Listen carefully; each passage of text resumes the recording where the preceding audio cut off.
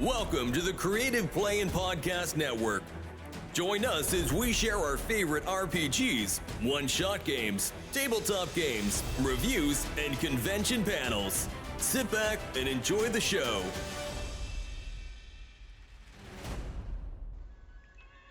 Hi, this is Kelly, aka Trixie from Ragnarok and Roll, assigned to Ragnarok Story, and Tilda Wimblewick from D&D Journey of the 5th Edition. First off, I would just like to say thank you to everyone for listening to our varied adventures, as well as for rating us on iTunes and RPGpodcast.com. If you haven't rated us yet, we would greatly appreciate it if you could. And if you're looking for more ways to support our efforts, we are now on Patreon, a great site where you can help us continue making more podcasts, as well as some special surprises for our patrons. If you can, please look us up at www.patreon.com/cppn. Every little bit helps. And again, thank you for listening. Hey guys, Jim here, And Kelly.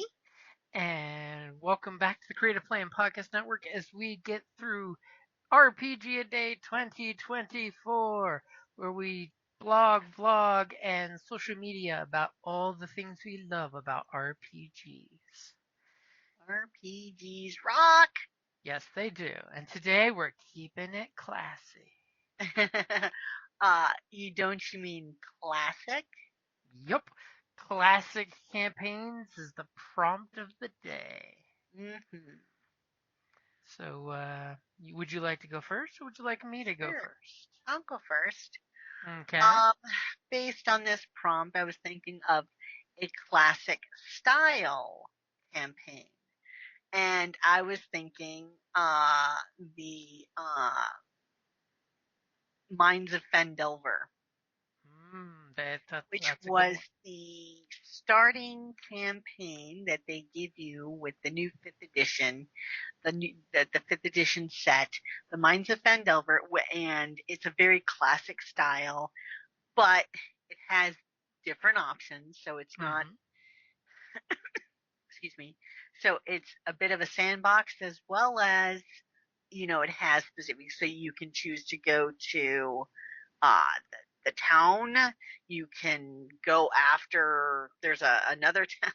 I don't recommend going near the dragon until you're a much higher Venom level. Fang. Trust me, I know this from experience. Your Just Lord and saying. Master Venom Fang. So yeah, you don't want to do that, but it gives you different options for whatever the group wants to do. So you're not just pigeonholed. It's like one specific, okay, you start here, you go here. It has a bit more variety, but it still is a complete and full RPG, campaign, so to speak, and it's got options, but it's still the classic style. So you have the dungeons, you have outside, you have it's an all-in-one, and it is specifically designed to level. So as your players get introduced to this world and introduced to their character, and they level, the campaign can level with them because it's specifically geared towards new players. So as classic campaigns go, I think this one's a good fit. Yeah, and like we touched on the campaign style the other day about narrow, wide, narrow instead of railroading or sandboxing. It's got that linear beginning where you're heading to Phandelver, and then trouble happens, and then once you get there, one thing I love with Phandelver is the players get to be the instant heroes, because when you get there, the Red Brand bandits are being douchebags to the town, and as soon as the players get there, they will have a confrontation, and it will make the heroes the hero of the town. Because you get that classic Magnificent Seven of the, oh, we're here to get rid of the bandits while we're at it, because, why not? Exactly. So when I think of classic, that's what I'm thinking of is a classic campaign. And for the starter set, it's immaculately well built. They did a fantastic job when they made the starter set. I would have to agree. And of course, I love some of the booby traps at the very beginning, like the cave with the flushes the players out of the cave trap. That was a great one because it teaches young GMs how to play with traps, like the ever so obvious pit trap that you can see with a passive perception of 10 teaches your players to keep an eye out for traps because you're guaranteed 3 people out of the 5 pre-gens can see that trap coming. So that way it's not going to kill anybody because at that level you could totally use that to kill people. But they see it so they're aware that there are traps ahead, which was good writing. Yeah. And then of course you get to try out the evilness of goblins, which is there as a bonus action. They can hide and come back and shoot you the next time. Sort of like Rogue. Evil goblin. And of course, if your party is lucky enough, you will fall in love with the oxes that pull the trailer that you guys get in the beginning. Cause, We did. oh, Bertram. Bertram, poor Bertram. Bertram did not live long and prosper, but he did have Bertram and Fanny. had a Um, glorious life. but it did not end well for Hmm. Bertram. No, he got eaten by orcs. Yeah. But I do love Fandelver the way they have the once you get to town, you can meet some NPCs and you can get to the Red Brand's base and rebuild the mansion, which is great because if you're using the pre-gens, you have a noble who wants it's actually in the character's motivation to rebuild the mansion is part of the character. Hmm. And of course, if you have great role players, they will find things like their aunt's sticky buns, or honey buns. The honey buns. They were honey Hmm. buns. And of course, like the rogue whose hidden backstories. You He were did. once a member It's of the honey Red biscuits. It Brand. was honey biscuits. Yep. You were once a member of that group until you were betrayed and Glassstaff took over. Dag nabbit. And you may not be aware of this, but I believe it was last year D&D brought Fandelver back into the spotlight with their adventure Fandelver and Below the Shattered Obelisk. Ooh. One thing I know is it's a very Cthulhu campaign that ends up going to the Mind Flayer dimension, which Uki tentacles. But the idea is that there's a bunch of psionic goblins that are rebuilding these magic obelisks around Fandelver. So you can totally have the player group go back to Fandelver where it started, which I thought was cute. And then you see how things have changed. And of That's dope. course, We'll have to play that sometime if you then. let the goblins get their way, you have muskox and cows with tentacles. Ew. As the people start mutating. It's a very Cthulhu-y campaign. That's why we haven't really played it. Okay. Yeah. And basically, it's a mind flayer manipulating stupid goblins to rebuild these scion pylons across the world. And then you find out that that mind flayer is actually just a puppet of the Elder Brain. Elder brain. That's the thing that mind flayers worship. It's the big Oh. brain in their bases that lays the little tadpole babies. Ew. Yeah. Nasty. But the Lost Mines of Fandelver is a great one because you have a meta plot, which is the dwarf paid you to go to the mine, and the mine's got treasure in it. So that's eventually what you're gonna do. But then you run into that conspiracy of the spider, and then you've got Glassstaff with his brigands, and then you find out about the dragon who, if you use the pre-gens again, has a really good motivation for your ranger to go kill or drive off the dragon. Do not shoot the dragon point blank when you have him negotiating, because that does not end up well shooting the dragon while he's parlaying. No, no. I will attest to that. And yeah, definitely not recommended, especially when what we were level 4, not even 4 at that time. Yeah, like like 3, maybe 4. Yeah. You were like 4 levels shy of taking on an adult green dragon. We should have thought twice about that one. Oh, that's right. She didn't think. She just reacted. Good thing the rogue saved everyone's bacon. Yeah.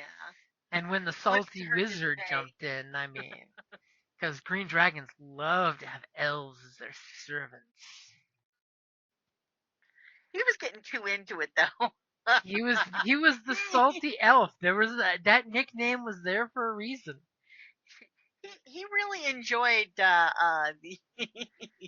being the chancellor there for the Hmm. Green He Dragon. was he worked on starting his own religion there.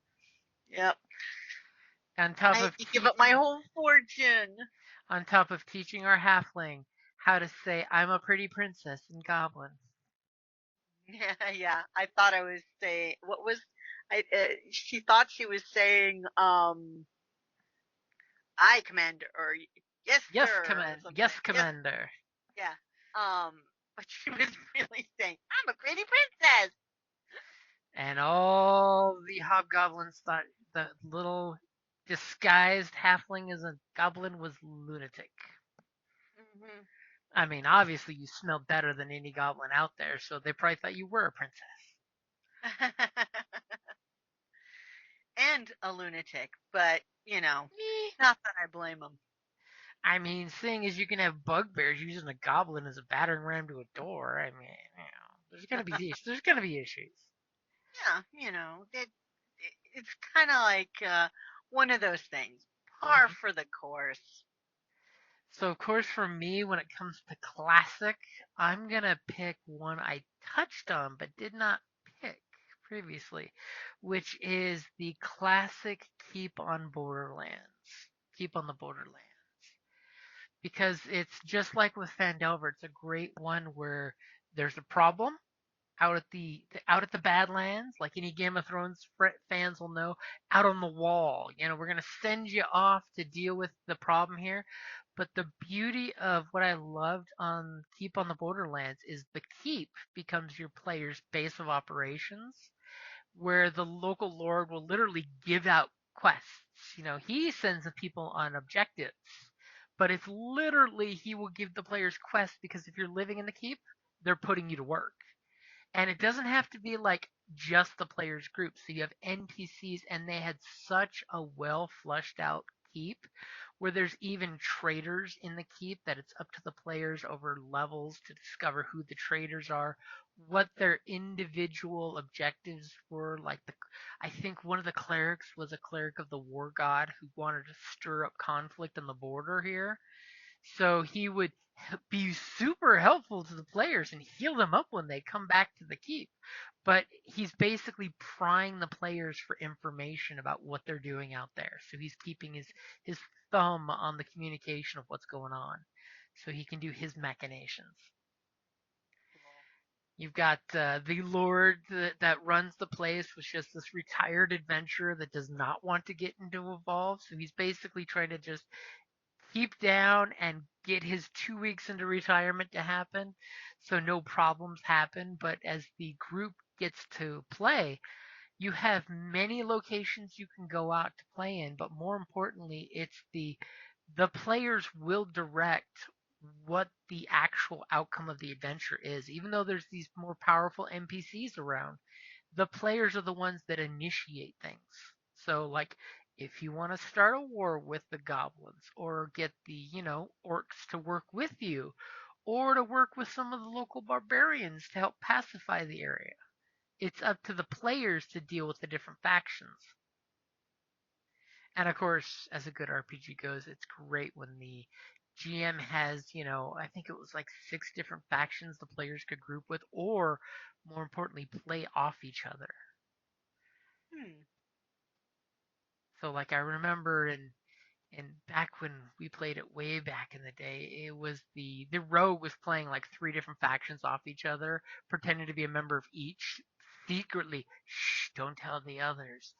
Whereas in that one I was just playing the fighter, and I was just like, meh, whatever comes up I will squish. I will squish, go I would squish, go squish like squish. grape. I would make it go squish. But then it was like you meet the barbarian tribes, and it's like, ha, I like these people. They're not part of our kingdom, so why not let's bring them into the kingdom? But just like with Game of Thrones and the Wildlings, they're an unknown danger until you basically become friends with them, and you have to find a reason for them to trust you because you guys are those high-flutin' snooty snoots coming from your big cities to come pick on those poor barbarians who you put walls up and keep out. Is that the technical term? Highfalutin snooty snoots? In Barbarian, that's exactly what it sounds like. I remember back in our campaign when my cousin was running it, the barbarians required someone to marry into the tribe as their final. We won't trust you until you do this. So of course I had to find the biggest, baddest warrior woman and basically challenge her Red Sonja style to win her hand. To win her hand, you had to beat her in one-on-one combat. Hmm. And then of course at the Did you win? I won. And at the traditional barbarian wedding, I then had to fight her oldest and her youngest brother to now that I've married her, actually get to cement the marriage. This is what happens when your GM just needs to make up stuff for the rest of the night. Go ahead and fight two barbarians. There you go. There. Have Because at it. that's classic. Mortal Kombat! Do, do, do, do, do, do, do, do. And one nice thing is with that adventure too is it gives the GM free reign to learn how to play different factions because it starts small when your group gets there of okay, you go to the High Lord and he's just like go talk to the quartermaster, he's got work for you. And it teaches you as a GM to make the world bigger as you grow it. So you have a map, but it's a hex crawl back, from back in the day where you don't know what's in every hex. So while you send them off to the mission to go to the mountains to fight the goblins and the warrens, they can run into stuff en route, or you can find natural resources. Like I remember the goblin caves were ridiculous with the equipment you could find in there and the cache. And of course, that was back in the adventures when gold equaled experience points. So of course you needed to wheelbarrow home the gold because we couldn't afford horses. Thank God for wheelbarrows. That's all I gotta say. Did they have bags of holding in that one? I don't think they had it in that adventure until like later on. So literally you're like, hey, we're keeping every coin because we have to because we need it. So we're gonna take these wheelbarrows and each person's taking a wheelbarrow back home. And it's a great one because and even there's been some nice fifth edition updates to it where you can totally drop your group into it, and it's a great way to teach your players their character too, because of course everybody says my character's an orphan, I have no family, blah blah blah, I but don't. that's true. But it teaches you that okay, fine, if you don't have any background characters, here's a bunch of NPCs for you to meet and become friends with. And it even has stuff like, okay, you guys are at the pub. Well, here's a random table of things that happen at the tavern. Food fight starts out. Angry soldiers come back from one of their missions and they're drinking too much. And it had a table for events at each location, including I recall the stable boy who was an important NPC to learn because he knew all the secrets. Always trust your stable boy. And always give your stable boy an extra coin. Throw a coin to your witcher. Toss a coin to your witcher. Toss a coin to your stable boy. But that's true. I'm sure they work very hard and they get very little pay. And again, it's another one of those where it's you got goblins, kobolds, hobgoblins, orcs, barbarians. It's another one of those cool adventures where it starts narrow, wide, narrow. Because when it gets to the upper end of the adventure, there's some actual fixed events. So, like, you'll want to become friends with one of the factions out there because one of the other factions is going to rise up and take on your keep. So you want to make sure you have friends for when that happens. And so it has we know where you're going at the beginning, which is you're going out to the keep because either you're being banished or your criminals being sent to the wall for the Game of Thrones fans, or you're just looking for adventure and you're a bunch of second sons and daughters that aren't inheriting anything. So you want to go make your fortune. And you go out to the keep, you meet the few folks. The players can bond with whichever faction calls to them. And then, you basically go out, do all these little sandbox adventures because you can either pick your missions or the Siege Lord will give you the mission he wants you to go on, which is a great way for the GM to help direct things, And then eventually you realize with all these factions out there, you gotta make friends with somebody, or you're gonna get hit by all sides.